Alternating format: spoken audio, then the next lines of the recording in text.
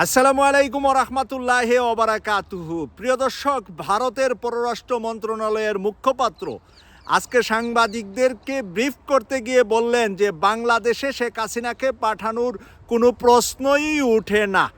শেখ হাসিনাকে যে কোনোভাবে ভারত সহযোগিতা করবে, তার দেখভালের দায়িত্ব নেবে।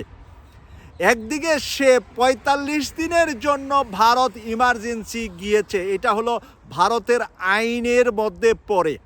এখন ৪৫ দিনের ভিতরে তার অর্ধেক সময় চলে গেছে, আর অর্ধেক সময় সামনে বাকি আছে।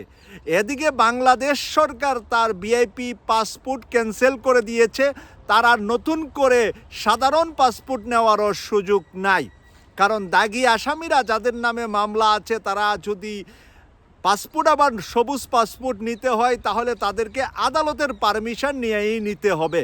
এখন বাংলাদেশে বা দিল্লিতে তার জন্য কে আদালতে যাবে, কে পারমিশন দিবে যে তাকে পাসপোর্ট দেওয়া হোক?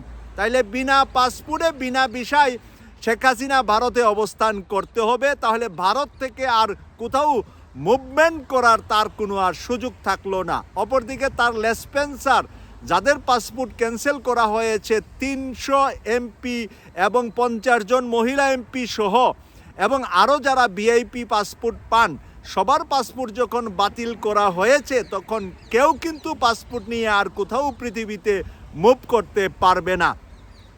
এদিকে দেখেন, একই মুখে দুই রকম কথা। ভারতের পররাষ্ট্রমন্ত্রী জয়শঙ্কর আজকে জানিয়েছেন যে ভারত বাংলাদেশের নতুন সরকারের সাথে, অন্তর্বর্তীকালীন সরকারের সাথে কাজ করতে চায়।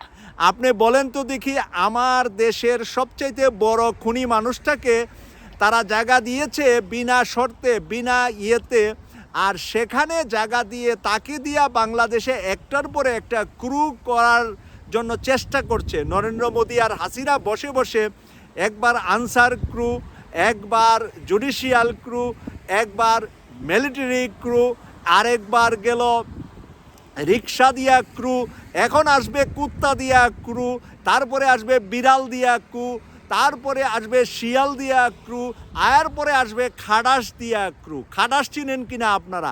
আমাদের ছোটোকালে আমরা শুনতাম খাটাস হলো শিয়ালের চাইতে দেখতে ছোট, বিড়ালের চাইতে বড়। ওটাকে যখন লাঠি দিয়ে আপনি দৌড় দিবেন, তখন এটা জোরে জোরে পাদ মারবে, ঠাস ঠাস পাদ মারবে, আর পাদের গন্ধে খাটাসকে আর মারতে পারবেন না, খাটাস পালিয়ে যাবে।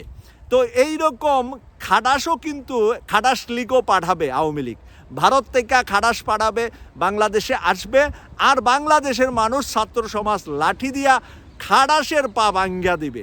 এই দিনটাও দেখবেন সামনে আসতেছে। তো সেখানে বসে বসে বাংলাদেশে ক্রু করার জন্য পরিকল্পনা করে। আর ভারতের পররাষ্ট্রমন্ত্রী বলছে যে বাংলাদেশের সাথে নাকি তাদের নতুন সরকারের সাথে সব ধরনের কার্যক্রম তারা চালিয়ে যাবে। এখন তারা চালিয়ে যাবে বললে হবে না, আমরা চালিয়ে যাব কি যাব না সেটা আমাদের বলার অধিকার আছে। আমাদের ছাত্র সমাজ যারা জীবন দিয়েছে, যাদের পরিবার জীবন দিয়েছে, তারা কি কখনো মেনে নেবে যে ভারতের সাথে বাংলাদেশের অন্তর্বর্তীকালীন সরকার ভালো ব্যবহার করুক? পানি দিয়া এভাবে মেরে, সব দিকে পানি ছেড়ে দিয়ে বিভিন্নভাবে, দেখেন পানি দিয়াও কিন্তু আরেকটা ক্রু করার চেষ্টা করেছে।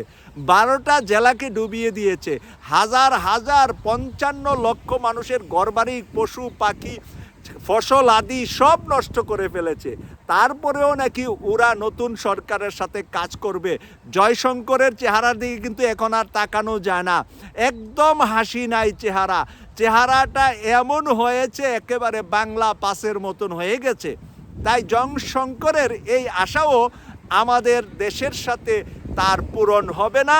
আর শেখ হাসিনাকেও তারা বৃদ্ধ বয়সে হয়তোবা মাটি চাপা দিতে হবে ভারতের মাটিতেই, বাংলাদেশে আর তারা পাঠাবেও না। আর আমরাও আন্তর্জাতিকভাবে জাতিসংঘের মাধ্যমে চেষ্টা করব তাকে দেশে এনে ফাঁসিতে ঝুলিয়ে আমাদের হাজারো সন্তান এবং জামাত বিএনপির সহ হাজারো হাজার মানুষ হত্যার, খুন গুমের হত্যার বদলা নেব ইনশাআল্লাহ।